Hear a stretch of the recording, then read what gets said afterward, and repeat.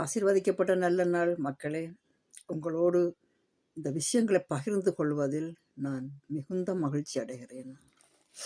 கடைசி நாட்களில் இவ்வளவு மக்கள் வயிற்றில் நெருப்பை கட்டி கொண்டிருப்பார்கள்.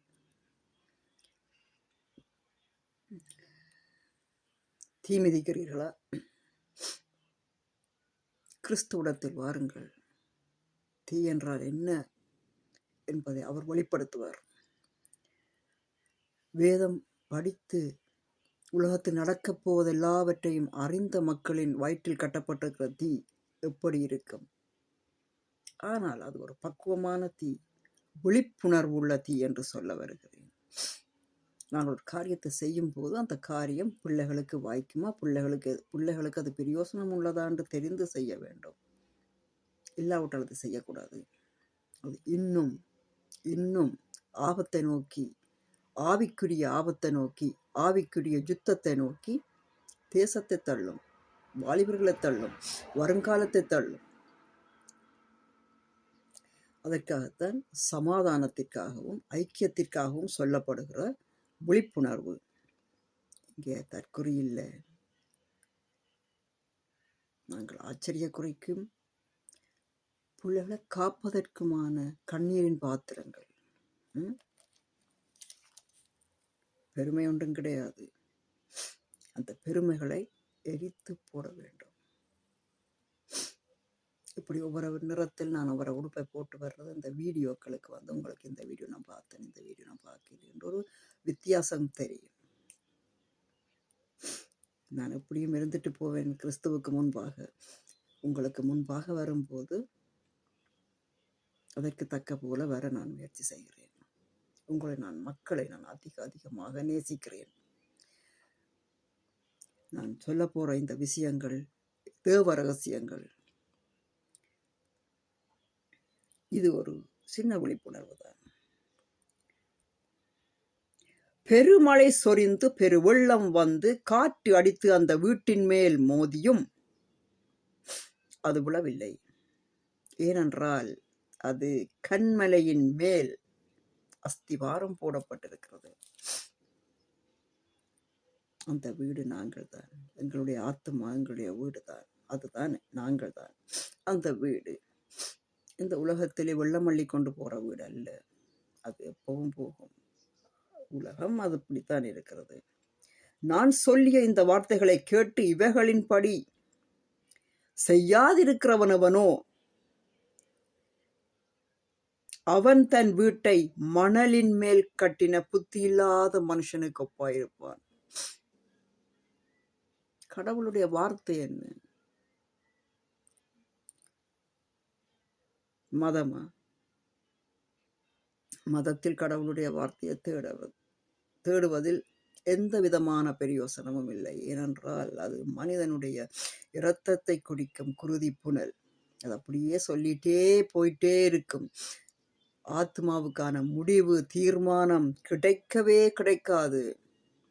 தண்ணீர் காட்டி என்னென்று சொல்றது, குலை காட்டி கொண்டு போறது ஆட்டை, அந்த விதமாகத்தான் இருக்கும். ஏதோ தருவதை போல காட்டிட்டு இருப்பார்கள். அந்த வருகுது அப்படியே வயசு போய் அப்படியே கிழவியாகி போக வேண்டியதுதான். அதுக்குள்ள இனம் தெரியாத உலகத்தில் இனம் தெரியாமல் பிள்ளைகளையும் கண்மூடித்தனமாக பெற்று விடுவோம். எவ்வளவு ஜாக்கிரதையாக இருக்க வேண்டும். நாங்களே வாழ்வதற்கு இந்த உலகம் கதவுகளை திறக்கவில்லை.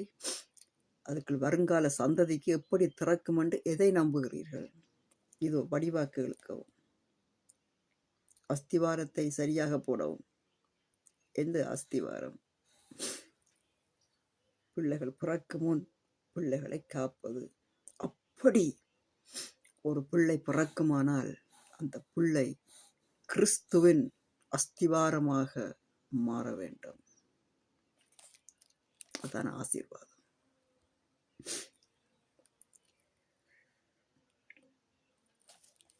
பெருமழை சொரிந்து வெள்ளம் வந்து காற்று அடித்து அந்த வீட்டின் மேல் மோதின போது அது விழுந்து முழுவதும் அழிந்தது என்றார். யாருடைய வீடு? யாருடைய ஆத்மாக்கள் நரகத்துக்கு போய்கொண்டிருக்கிறது? அழிவை நோக்கி போய்கொண்டிருக்கிறது. கர்த்தருடைய வார்த்தைகளை கடவுள் என்ன கருத வருகிறார், என்ன சொல்லி இருக்கிறார், எதன் பிரகாரம் நான் என்னை நடத்துவேன் என்ற திட்டவட்டம் இல்லாதவர்கள் அழிந்து போவார்கள். இயேசு இந்த வார்த்தைகளை சொல்லி முடித்த போது அவர் வேத பாரகரைப் போல போதியாமல், விளங்குதா? வேத பாதகர் எப்படி போதிப்பார்? எல்லோரும் பாருங்கள், அப்படி எல்லாம் ஆண்டவர் கதவுகளை திறப்பார், உங்களுக்கு ஆசீர்வாதத்தை தருவார். தங்களை பற்றி கதைக்கும் போது அழுத கண்ணீரோட ஐயோ எல்லாமே வேண்டே கதைப்பார்கள்.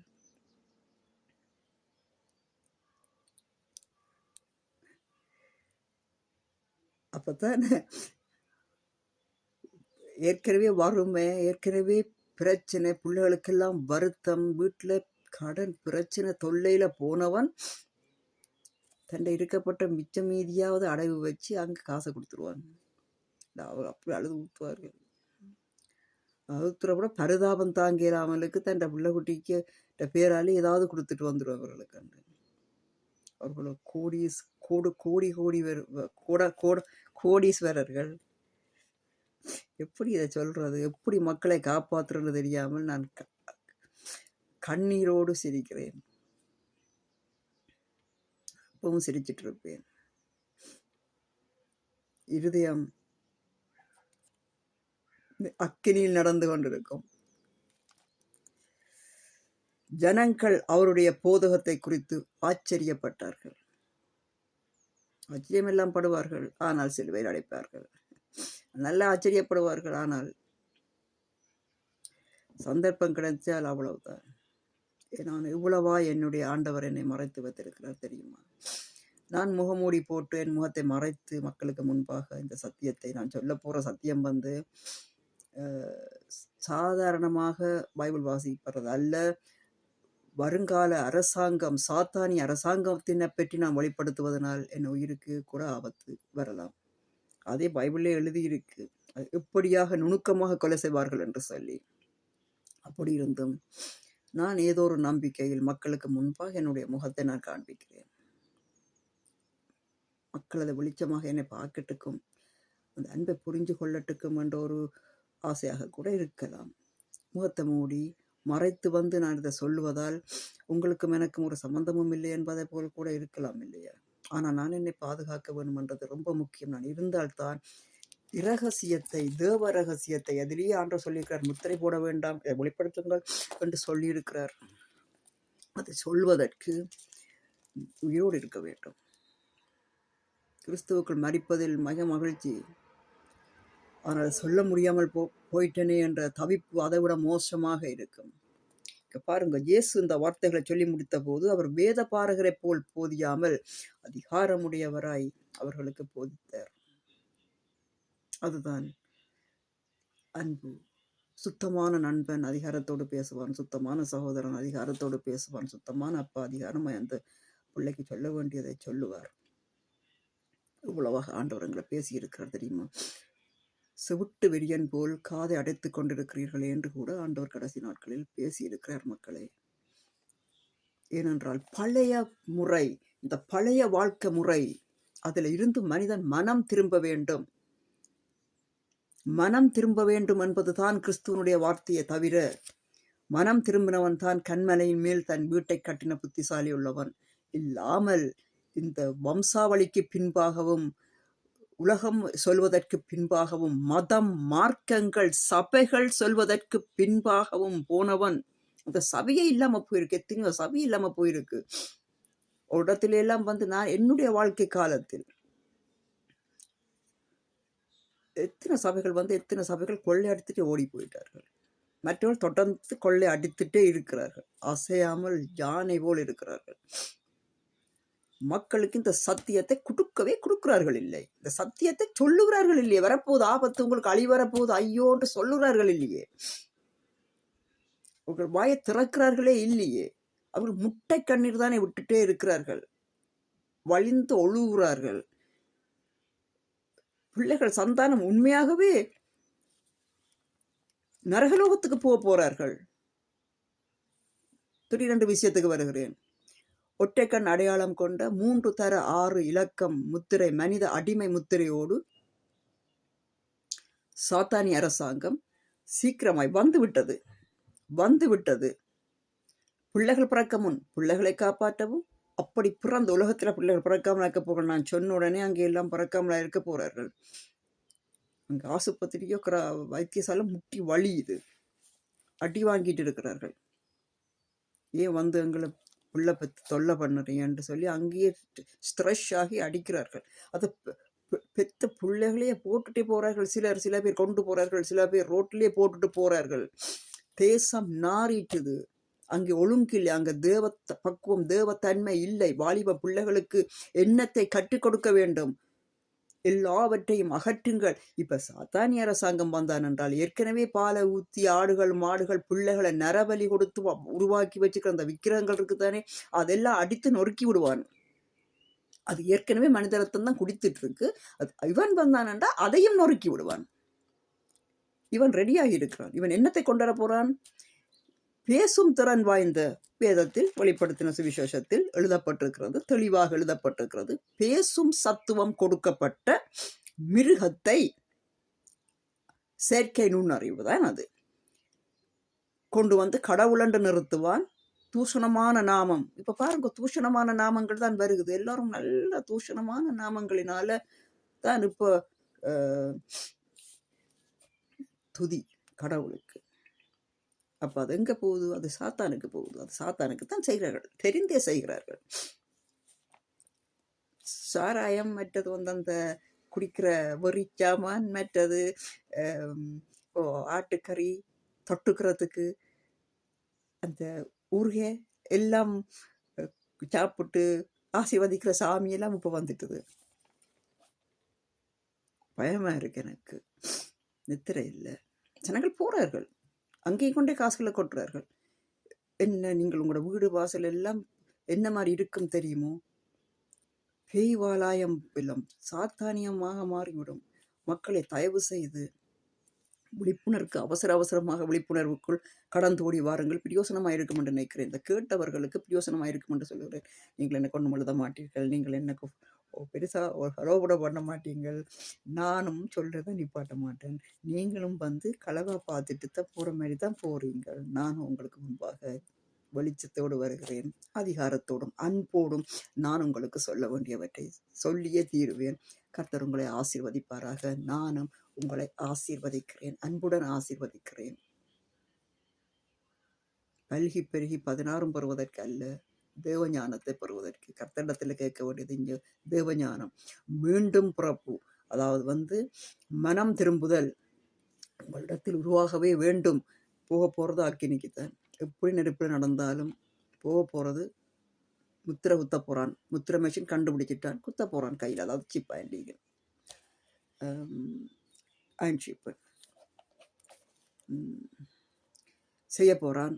மக்கள் பிள்ளைகள் பிறந்த உடனேயே ஆடு மாடு தொழுவத்தில் ஆடுகளுக்கு மாடுகளுக்கு குத்துவதை போல பிள்ளைகளுக்கும் குத்துப்பட போகுது. நீங்கள் காப்பாற்றுகிற உண்மையான பிள்ளை பாசம் இருந்தால் இந்த உலகத்தில் ஏற்கனவே கஷ்டப்பட்டு கொண்டிருக்கிற பிள்ளைகளை, படித்தவர்கள் இருக்கிறீர்கள், பணக்காரர்கள் இருக்கிறீர்கள், பிள்ளைகளை கொண்டு போகிறாங்க. ரோட்டணிக்கிற பிள்ளைகள், அந்த வறுமை பிள்ளைகள் எல்லாவரையும் அள்ளி நாய் ஆடு மாடு போல கட்டி கொண்டு போய் அந்த பிள்ளைகளை, அதுக்காக நாய் மாட்டுக்காக நான் அழாமல் இல்லை, அவர்களுக்காக நான் அதிகமாக அழுகிறேன். மக்கள் தொகை குறைந்தால் மிருகங்களினுடைய வாதனை குறையும். மக்களுக்காகத்தான் மிருகங்கள் சித்திரவதை செய்யப்பட்டு உயிரை கொடுக்கிறார்கள். இப்பொழுது ஆட்டக்கடித்து மாட்டக்கடித்து பிள்ளைகள் அத்தனை பேரையும், காணாமல் போன பிள்ளைகள் தேசத்தில் உங்களுக்கு கெண்டி எடுத்து உங்கள் கை தொலைபேசி எடுத்து அடித்து பாருங்கள். எத்தனை வருஷம் எத்தனை பிள்ளைகள் காணாமல் போன பிள்ளைகள் எங்கே என்று தெரியும். இந்த பேர் உங்களுக்கு நான் 100 தரம் சொல்லியிருக்கிறேன். ஜெஃப்ரி எப்ஸ்டைன் என்ற அந்த கூட்டமே இருக்கிற கும்பல் இப்போ இன்னும் பெருசாக உருவாகி இருக்கு. அதுதான் இலுமினாட்டி. அவங்களோட வயிற்றுக்குள்ளே போயிட்டு பிள்ளைகள் எல்லாம். அது எப்படி போச்சு? சும்மா போக விட மாட்டாங்க தானே. அந்த பிள்ளைகளால் முடியாது, உயிர் போயிட்டுது என்ற அளவுக்கும் அந்த பிள்ளைகளை சித்திரவதை செய்து கொட்டுமாப்படுத்தி அந்த பிள்ளைகளை கற்பழித்து தான் அந்த இறைச்சியை புசிக்கிறாங்க. அந்த சாத்தானிய விக்கிரகம், பால் என்று சொல்லப்பட்ட சாத்தானிய விக்கிரகத்துக்கு அவங்க பலி கொடுக்குறாங்களா? அவங்க சாத்தானியத்தை வளர்த்து கொண்டிருக்கிறாங்க. சாத்தானிய அரசாங்கம் வரப்போகுது. உடனடியாக உங்கள் பிள்ளைகளை, இடிக்கப்பட்ட பிள்ளைகளை சத்தியத்துக்கு நேராக வழிநடத்தி பாலியல் எண்ணம் பிள்ளைகளுக்கு வராதபடிக்கு தேவ சகோதர அன்போடு பிள்ளைகளை தூய்மையாக வளர்த்து கொள்ளுங்கள். வீட்டில் கிளீனாக இருங்கள். தாய் தகப்பன் பிள்ளைகளுக்கு தெரியும், தாயும் தகப்பனும் என்ன செய்து தாங்கள் பிறந்தார்கள் என்று சொல்லி. அது பிள்ளைகளுக்கு அதோடைய அந்த பிள்ளைகளுக்கு அந்த முற்றுப்புள்ளியை கொடுங்கள். பள்ளிக்கூடத்தில் 3ஆம் வகுப்பிலேயே இந்த பாடத்தை பிள்ளைகளுக்கு கற்பிக்கிறார்கள். நீங்கள் வாயத்திறந்து உங்களோட வாயத்திறந்து பிள்ளைகளுக்கு சொல்லுவதற்கு உங்களுக்கு கருநேரம் ஆகக்கூடாது. இது எல்லாவற்றையும் தலைகளில் கைகளை வைக்கிறது என்னத்துக்கு? பிள்ளைகளை ஆசீர்வதிக்கிறதுக்கு. பைபிளை தொட்டு பிள்ளைகள்கிட்ட கன்னங்களில் வைத்து பிள்ளைகளுக்கு அந்த அன்பை அள்ளி கொடுத்து, பிள்ளைகளுக்கு அன்பை அள்ளி கொடுத்து, அன்பு பாலியல் அறியாது, அன்பு நிர்வாணம் காண ஆசைப்படாது. தெரியுமா? அன்புள்ளவர்களும் நியாயம் உள்ளவர்களும் சமாதானம் நிறைந்தவர்களாகவும் தேவ சகோதரர்களாக ஆம்பளை பிள்ளையும் பொம்பளை பிள்ளையும் பழக விடுங்கோ. பழகிற பக்குவத்தை பூமியில சீக்கிரம் விதையுங்கோ. இதை சீக்கிரமாக செய்யுங்கோ. கண்மலையில் உங்கள் வீட்டை சீக்கிரமாக கட்டுங்கோ. அங்கே போய் அந்த ஆசீர்வாதத்துக்கான பிரார்த்தனை, இந்த ஆசீர்வாதத்துக்கான பிரார்த்தனை என்று கேட்காதீங்கோ. அந்த தங்குற ஆசீர்வாதம் இல்லை. அது பூமியில தானே முளைச்சு தானே அகன்று போற சிறிய சிறிய ஆசீர்வாத திட்டம். அதுக்குள்ளே அம்பிட்டு உங்களுடைய ஆசீர்வாத திட்டத்தை இந்த சின்னனுக்குள்ள கேட்டு அதை இழந்து போக வேண்டாம். பெரிதானது பரலோக ராட்சியம், பரலோக சமாதானம் பெரியது. நீங்கள் உங்கள் கண்களை மூடினத்துக்கு பிறகு உங்கள் சந்ததி, உங்கள் பிள்ளைகள், உங்கள் பேர பிள்ளைகள் என்னையும் சேர்த்துத்தான். பிள்ளைகள் பேர பிள்ளைகள் பல்கி இந்த சாத்தானி அரசாங்கத்தில் ஜூதர்களைப் போல அடிமைகளாக அம்பிட்டவர்கள் தானே. அவர்களைப் போல இவர்களும் சித்திரவதை செய்யப்பட்டு அங்கே இருக்க. அந்த தீர்க்க தரிசனம் ஒரு மனுஷன் இந்த உலகத்தை பார்த்து அடுத்து என்ன நடக்க போகுது, நீங்க ஒரு காரியம் செய்யும் போது அடுத்தது என்ன நடக்க போகுது என்று தெரிகிறது தான் தீர்க்க தரிசனம். இப்ப விளங்குதா? இப்படி நீங்கள் சமையலிலேயே நீங்க ஒன்று செய்யும் போது இது எப்படி வரப்போகுதுன்றது உங்களுக்கு தெரியும். அது எல்லா மனிதருக்கும் தெரியும். எல்லா மனிதர்களும் தீர்க்க தரிசன வல்லமை உண்டு. உலகத்தை கண்களால் பார்க்கவும் முடிந்தவரை நான் சொன்ன அதிகாரங்களை மத்தேயு 24, வெளிப்படுத்தின சுவிசேஷம் 13:14 இப்ப நான் விளங்கப்படுத்தினபடினால் உங்களுக்கு அதை வாசிக்கும் போது திறமாக விளங்கும். தயவு செய்து எந்த சபை எந்த இடத்திலும் போய் இருந்து அதை வாசித்து போட வேண்டாம். அங்கே ஆளுகை செய்கிற தூதர்கள், ஆவிக்குரிய தூதர்கள் மூளையை வேற விதமாக போதிப்பார்கள். நீங்கள் தனிமையில் ஒரு மரத்தின் கீழ் இருந்தாவது கர்த்தரிடத்தில் பேசுங்கள். கர்த்தர் தேவஞானத்தை உங்களுக்கு நேரடியாக தருவார். உங்கள் வாய்களை திறவுங்கள். உங்கள் பிள்ளைகளுக்கு சத்தமாக சொல்லுங்கள். எவ்வளவு படித்தவர்கள் கேட்பீர்கள், எவ்வளவு படிக்காதவர்கள் இன்னும் படித்தவர்களாக இருக்கிறார்கள். ஏனென்று சொல்லி சொன்னால் அவர்களுக்கு கிடைக்கிற ஞானம் வேறு. ஞானம் பள்ளிக்கூடத்தில் படித்து வருவதல்ல. ஸோ கர்த்தர் உங்களை பூரணமாக ஆசீர்வதிப்பாராக. இது பிரயோசனமாக இருக்கும் என்று நான் என் தேவ ஆண்டவரை வாழ்த்துகிறேன். ஆமேன்.